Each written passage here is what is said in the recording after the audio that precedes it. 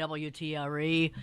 731 WTRE, Greensburg Mayor Joshua Marsh. It's been a couple of weeks since we've had the update. Good morning. Yeah, good morning. Good morning, everyone. It has been a little bit with some travel and conflict a couple weeks ago with the Optimist Club, so glad to be back and sharing a little bit about what's going on. It's been eventful but uneventful at the same time, which is great. So I guess we probably just ought to jump into the eventful. Yeah, the last, I guess in the same, it's been a kind of wild, severe weather 3 weeks. I guess you could say we've really dodged several bullets, which I think is great. And, we've continued to kind of escape these spring storms. Sandy and I were talking a little bit before we went on the air about just, sometimes it's like, oh, we cry wolf because it's prepare for the weather. But, it's been kind of wild to watch these sort of spin up tornado warnings that are just popping up very randomly, and then they're gone 15 minutes later. So you have to be very weather aware.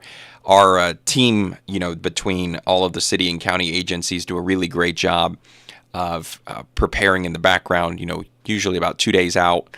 Really, the National Weather Service starts to target in on things, but you never know up until it comes and what it looks like. And we saw last night's storms move through at a very fast pace, but it seemed like they stalled forever kind of getting here. It was sort of seemed like they were just west of Columbus for 2 hours.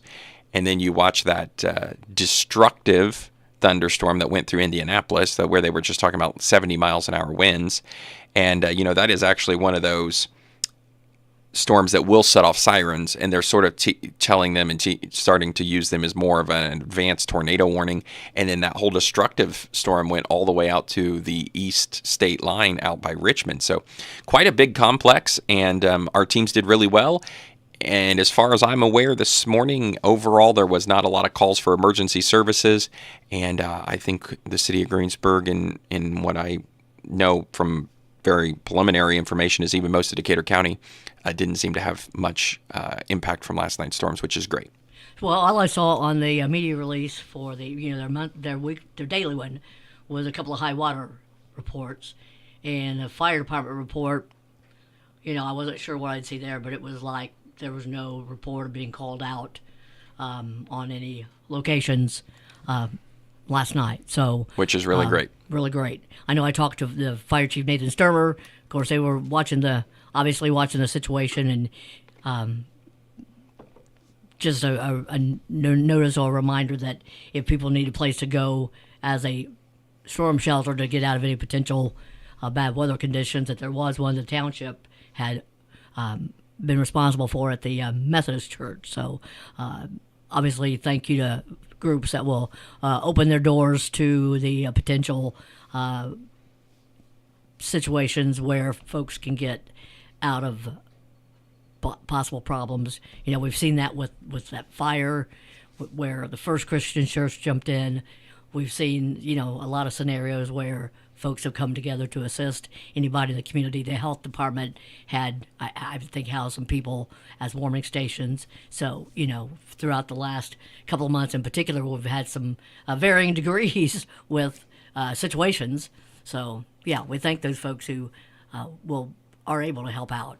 Yeah, and it's a great example to show the community collaboration that happens between public and private nonprofit sectors when the community needs assets and access to things. There's a lot of people out there that do truly, literally, and figuratively open their doors to help make it happen. It is something our teams have to be ready and responsive. So we sometimes can't fill those needs or don't have the ability to fill those needs. But and then also sometimes folks ask about the warming shelters. If EMA opens a warming shelter, it has these very, very strict and stringent requirements as what has to be available. You have to have separated gender restrooms. You have to have showers. You have to have staff. You have to have, there's tons because they're a state recognized, it's a county agency that is funded with state and federal dollars. You have to meet all these requirements. So sometimes it's not just as easy as, well, just open the door, because once you do that, it triggers a ton of hoops Obviously, I think most of us would like to see that reduced, but that's not at our local control level. That's a much higher level. So that's where our private partnerships are really strong, and we're so grateful to have a community that steps up to support that. Well, and you look at some of those locations, though, and they probably do have the bathrooms, a couple of different bathrooms for use. Like you talked about the gender bathrooms, and you have to have those scenarios in place if you open a facility. So right, yeah, anyway. It can't just be anywhere. All right, so Code Red, a lot of conversation, especially the conversation started the last storm. I think it was just last Sunday night? Yeah, just a week ago. Okay. Well, less than a week ago. So I know you have to sign up for Code Red. Yeah, so there's a couple things here. I'm not the trained expert on the Code Red stuff, but it is run through the Decatur County Emergency Management. So it's not the city's program. It is technically the county's program, but it's really run through emergency management. If you Google Decatur County, Indiana Code Red, it will take you to the Decatur County Emergency Management page. There's a link at the bottom. You can go on there, create an account, and you sort of sign up for it. You do have to sign up for it. There are some options. If you need help with that, please contact Decatur County Emergency Management. Their phone number is there on their website as well. There is also an app, a Code Red app that will use your location. And you and I, again, were talking about before we went on the air here a minute. I have the app too, but I've never actually I don't know. I don't use the app. I just kind of work on the call feature.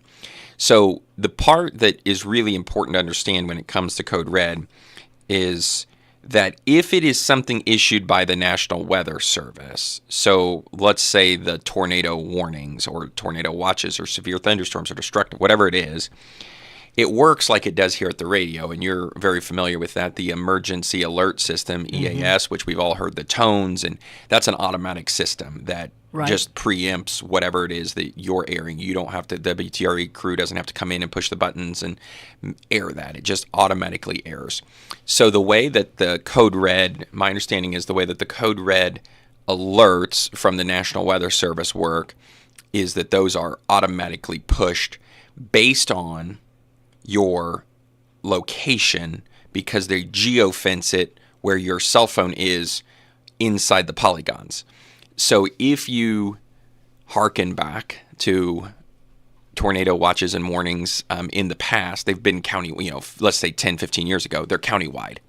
There's a tornado warning for Decatur County or for wherever. It's for the county. They very rarely ever said northern Decatur County, right? Now we're down to sort of the street level where the National Weather Service goes in, draws these boxes, and, they might include, Main Street, Greensburg, and north. I mean, they can be that kind of specific. So if the National Weather Service issues that, and I live, for an extreme example, let's say by Walmart, okay, on the very far north, air quotes, north side of Main Street, my phone will get an alert, from the National Weather Service that says, hey, you have a tornado warning in your area. If I live here at the radio station, maybe, I'm outside the polygon. So I may not get the alert because it is based on your geolocation and it's inside the geofence. That's what they call those polygons, is their geofencing. And they say, north of this line is in, south of this line is out. Phones inside the polygon get an alert, alerts outside. And you can disagree if you want on whether you think that's the right way to do it or not, but that's how the National Weather Service is doing it. So that is why sometimes it's like, well, I didn't get a call. Well, you may not have been in the polygon. You may not be signed up for Code Red. You need to do that. You may want to check that. And it is not distributed at the local level. Now, that's for the National Weather Service. Now, the other items are actually, road closures, something else, something that's not National Weather Service oriented. You would have to be signed up for. And then Brad Spear, who's the director of the Decatur County Emergency Management, actually is the one who physically sends those out. He runs the system, controls the system. And so that information has to be shared through him. He has to get it uploaded or sent out or whatever list. So you might want to check online or sign up on the Decatur County Emergency Management website. I beyond what I've just kind of explained, I can't help you get signed up for that, but you can. It is free. It is something that the Decatur County Emergency Management pays for. The county and Emergency Management pays for, but you should you can go check that out and look and make sure all your information's updated. So if I understand correctly, then if I have code red, but yet I live where I'm not in the path of the storm, that's probably not going to alert. Yeah, that's my understanding of how those warnings work, is that if there is one that's implemented, if again, let's use extremes here so that we're not, down to maybe the street level. If I live in Westport and the polygon is in New Point or St. Paul, I'm not getting a call in Westport. Okay. So it's not, when you think in terms of being county specific. Yeah, we're down to a much the National Weather Service. When I say I'm talking about the National Weather Service, which drives all of this. Okay. Is at a much more granular level than just county lines. Because they do now say Northern Decatur County. They do use that terminology. Mm-hmm. However, then you think in terms of, you hear the sirens going off in Greensburg. Well, that's a different scenario, isn't it then? Because they're looking at the potential storm moving this direction, moving into the county. Like, say, if something moving over Fort Bartholomew County, and they've got a new criteria they implemented last year in regards to when those sirens are going to sound. So the sirens may sound, but if you're not in that code red area, you won't get the code red, but you may be in the siren warned area. Yes, to some level. Again, my understanding is yes as well. Now we now have the same sirens across the entire county. That's been something that the teams have been working on over the last 5 years, and there are features and benefits of that still being worked out and put together. But the same concept is true, whereas it used to again be sirens activated in Decatur County. Now it can be Greensburg, it can be Clay Township, it can be the northern half of the county. They can be much more selective, again, drawn by those polygons, drawn by those boxes by the National Weather Service. And then I believe that system eventually will be connected to the emergency alert system as well, to where it will be automated. And the same kind of concept, you would geofence, we put the coordinates in for the sirens. And then if those coordinates are inside the polygon, then that siren would activate based on the National Weather Service alert. And that's still being worked on. That's still being worked on. So I think there's some automation in it, and there's some manual still in it. But the criteria, sort of, we call them tornado sirens, but we're really beyond tornado sirens, right? Mm-hmm. They're storm sirens now. And we probably need to do a better job of just changing the vernacular around it, because the National Weather Service, again, has broadened the use of these to where if you are under a tornado watch and then there's a severe thunderstorm warning, which is what happened last night. We were under a tornado watch, and then a severe thunderstorm warning was issued. Then the sirens will activate. And if there's a severe thunderstorm warning tagged with tornado possible, they would activate. And then if there's a severe thunderstorm warning with 70 miles an hour wind or higher, that will activate the sirens, which is what went through a vast majority of Marion County. They called that a particularly dangerous situation, a PDS. And a destructive, and so that one was considered a very destructive thunderstorm. So that's how they get into that 70 mile an hour wind, of course. And then if there's just a tornado warning, right? So if the tornado warning comes, then they would activate.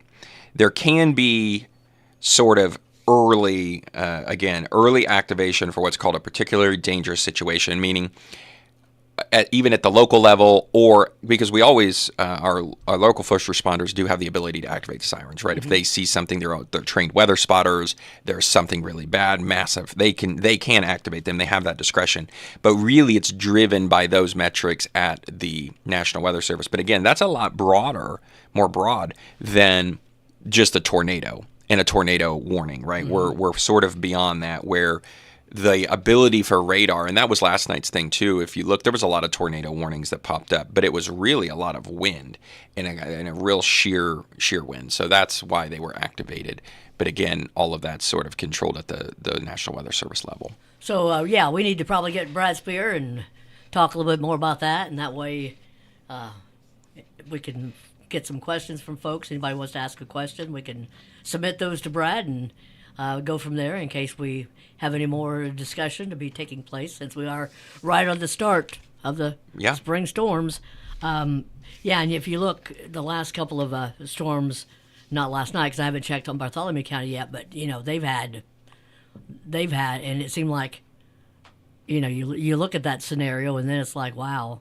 Yeah, they've had 3 very similar tracks over there that they've been really concerned about, and even the Indianapolis media has taken note of that, of, the south of Columbus, north of Seymour, like a little band coming into, Jackson Township out on the southwest corner of the county has really been targeted, it seems so. Okay, so another thing I wanted to ask about was we get a call. What's that about? When we get a call saying something's been issued in your area, that call system? Well, that's part of the Code Red. I mean, it's sort of part of that same system that we've gotten that on the home phone. Mm-hmm. And again, I don't know how those numbers are imported or what, but it's all part of that same national alert system. Okay, so then I guess from sign up Code Red, maybe. I don't know. Wow. Okay. So I thought you might know more about that, because I know.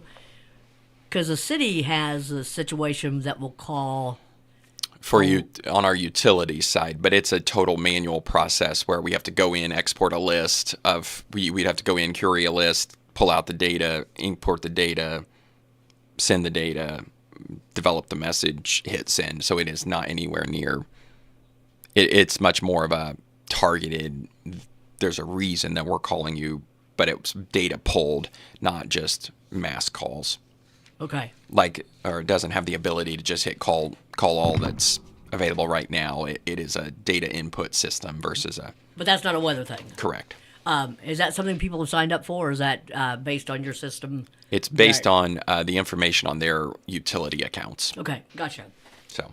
All right, I don't have any more questions about the Code Red or the or the calls or anything like that. So I'm going to shift gears a little bit into some other, sort of, we've got this owner-occupied rehabilitation program going on. This was talked about a while back. It's an OCRA grant, so the Office of Community Rural Affairs. So I want to talk about that a little bit. The application is open. It's for those that live inside the city limits. I'm going to try to burn through a bunch of information real quick, but then also I'll back up and go into some of the details. So it's inside city limits. There's an income restriction component too, but it's really for individuals who live in and own their homes in our community. So it's a really great opportunity. $350,000 brought back to our community from the state of Indiana to put towards this program to help in our community those that qualify. So the big things that qualify, there's really 4. Roof repair or replacement, which is a big one. If anybody's ever looked at replacing your roof, you know that's a big one. Heating and cooling, so HVAC work. And then some ADA modifications up into the threshold of your home, so not inside the home but outside the home. And then water heater replacement. Those are the 4 big ones that are covered. And the window for applying is very short. We're on a very, very tight timeline set up by the grant. So it is available on our website. There's a fillable PDF form. There's all the information about where to submit it. If you want to pick up a hard copy, they are available at the front desk at City Hall. Just come in and ask for the grant application program. It has a frequently asked questions on it too. And it's going to seem very invasive, and there's a little bit of reason for that, is we have to be able to ARA, which is Administrative Resources Associates, which is our grant administrators. They're the ones that actually handle all of the information and deal with it. So they're the ones that go through the application review. They're going to check to make sure that you actually own your home, you're current on all your taxes, you live inside the city, you live there, etc. And then it's got a bunch of information about income, number of people in your homes, etc. And then there is a process for demographics too. So if you're an individual with disabilities, if you're elderly, 62 or older, if you're a veteran, single parent, head of household, etc., those items also go into the calculation. Again, this is state dollars that are coming back to our community. And it's a really great opportunity. You can qualify for up to $25,000 worth of improvements, so it's a big number. And then the best part about it is if you apply and are accepted and awarded and complete all of the information, it's a pretty turnkey process. So ARA will have contracts with contractors, so you don't have to have a contract, you don't have to find a contractor, you don't have to pay the contractor and get reimbursed. Wow. They'll just take care of it and work on it. Now, it doesn't mean you get $25,000. Right. It just means that you If you can need water here, obviously that's going to be maybe $1,000. Yep. And how do they get that done? And we can they review the applications and make selections based on greatest impact, etc. So it's a pretty great deal. And I know one of the big questions is, who kind of qualifies? So there's a big chart that is available on our website as well. If you can go look on greensburg.in.gov. I want to make sure, I feel like I wrote this down. Yeah, so generally a household of 4 with a household income of less than $70,000 would qualify. So it is a pretty broad range, and there's more information. So if you want to go look at, hey, I'm a household of 1 or 2 or 7, there's a big chart. That's a federal chart that they use. And again, we have to go through the income verification process. But with the window being so short, it is likely that if you are in this kind of first round, and there may only be one round, so we'll see how many applications we get. So if you're interested, you may not want to dilly-dally. But the window will be open until the end of April 30th. And then we'll look at selections in May and June. They'll start those processes. And if you need a new furnace before winter, it's likely that they can get that done. So it's hard to start talking about winter already, but in the construction world, that's coming really quickly. So lots of information available on our website. If you have questions, ARA is going to be probably where we direct you. They're the ones that will be working with individuals. And, we always encourage people to be cognizant and cautious of scams. Yes. So please be, but they are going to talk to you about bank information. But if you ever have any questions, please feel free. We can also make sure you're contacted by the right people, etc. ARA is a great organization. The city of Greensburg is actually a founding member of their organization decades ago. So we've been involved with them forever. They are a great grant administrating team, and is a part of the services that we get through them. This is the first time we've offered the owner-occupied rehab, OOR, as you'll hear it called. I'll talk about it probably the next couple weeks to keep reminding people. And so it's another opportunity that our team has taken to bring dollars back into the community. The city council did support it with some matching dollars. So there's a total of $400,000 available, 350 of which came from the state. So a really good return on investment for our local match dollars. And, a program that we're helping those in our community stay in their homes, make investments in their homes, their largest assets probably. And, a roof is not a cheap thing. HVACs aren't cheap. Water heaters aren't cheap. If you need outdoor access, those kinds of things. And it looked like Greensburg was one of only 4 that received these dollars. Yeah, we were, which is great. And a testament to our team that has worked on putting this together, and the council's early adoption of being willing to commit funds early before we applied. And that helps move the ball in our favor and redirect dollars back into our local community and housing options that are available. Okay. So act quickly, because that need to be the application process by April 30th. Yep, and it's not necessarily a first consideration. All applications received up till April 30th will be given the same weight as in far as timing goes. And then there's a back-end rubric based on needs, impacts, those demographic questions, et cetera, et cetera. So take a opportunity. Again, all the information is available on our website, greensburg.in.gov. If you do want a physical copy, it's only about 2.5 pages. It's not really too long, and there's the FAQ as well. That's all available on there. If you want a physical copy of that, they are available at City Hall. Okay. But it is important to note that our name is on it. but it's not, it's state dollars, so there's a ton of restrictions. And then ARA is actually sort of administering it. They administer with the contractors, so we can't help you get a certain contractor you want. It's through them, and we're not involved in the we're not really involved in the selection process. It does go through a board of works process, but it's sort of an anonymous process. It's, applicant A, B, C, D, E. Just like when we hire someone, we don't use their names in the public records because we want to protect their identity, same kind of thing. So it's a great program. It's been around a long time. We've just never been, I don't know that we've ever applied, but I know we haven't been awarded. And so it's a new, different opportunity. Short window, may not come around again, and doesn't require a citizen match, which is great. So please take advantage of that application if you would like. Okay.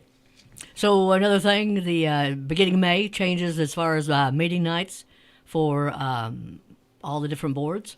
Yeah, we're changing it up again a little bit. We're in year 3 of our rehab schedule, which has been tremendously successful and really well supported by our teams and our partners, including our media partners, to simplify the calendar. And so we're going to do that one more time for now, I guess. And we were sort of seeing where the first Tuesday and first Thursday of the month, where we had 3 meetings on the first Tuesday and 2 on the first Thursday, and then, of course, Board of Works and Council on the second Tuesday. We're going to stack them up on the first Monday. We've been keeping time records and understanding where it is. We've got staff time involved. Your friends here at WTRE have a reporter that's there just about at every meeting, and 2 nights a week, 3 nights a month. I mean, that adds up. You're covering expenses. Our friends in the other media sources send reporters as well. And then also our board and staff time. We're going to organize it a little bit differently. The first Tuesday, we're going to do the water board at 5:30, and then we're going to do airport board at 6, RDC at 6:30, BZA, Board of Zoning Appeals, at 7:15, and then Plan Commission at 7:30. So it sounds like a big, long night, but really 5:30 to probably 8 o'clock is 2.5 hours, and we were already burning about 2 to 2.5 hours spread across 2 nights anyway. So we're able to shorten up the time. What got us started on this is we have meetings that we're starting at 6 o'clock and at 7 o'clock. Well, the meeting at 6 o'clock was done at 6:15. We've got staff sitting around for 45 minutes in the evenings. They want to get home to their families. We've been very supportive and wanting to have our meetings in the evenings. The whole time I've been here, and the city's been really good about that for years, of having evening meetings so that if the public chooses to attend or needs to attend, a BZA meeting obviously usually impacts residents and their neighbors. So we want to be sure that that's accessible. So those are at the very end of the evening. Most people, are well off work by 7:15. So we want to be respectful and cognizant of that. The water board is a public meeting, but it affects very few people directly, as that's a more operational board. So that's a little bit earlier, but still all of our board members work. So 5:30 on that one, and etc. So we're going to try this out. We believe we can get them all in and it not really compromise the business and the work that needs to be done while being respectful of everyone's time and efforts. So what if a meeting is done in 10 minutes? Does the other one have to wait and start on the time scheduled? Yeah, so by law, we have to publish a time. Okay. And it can't start before that, but we are able to do or upon the conclusion of something.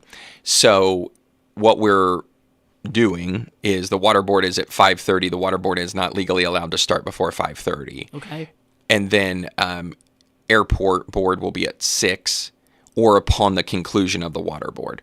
So if the airport board is able to start at 5:45, they cannot. They have to start at 6, but they can start at 6:15 if the water board runs long. So we can't start earlier, but we can start later. Gotcha. And so that is a part of the reason for trying to kind of scrunch them together, is that have a lot of time in between. And plus, board members expect the meeting to start at 6. So if the other one gets over at 5:45, you don't expect them to be there at 5:45.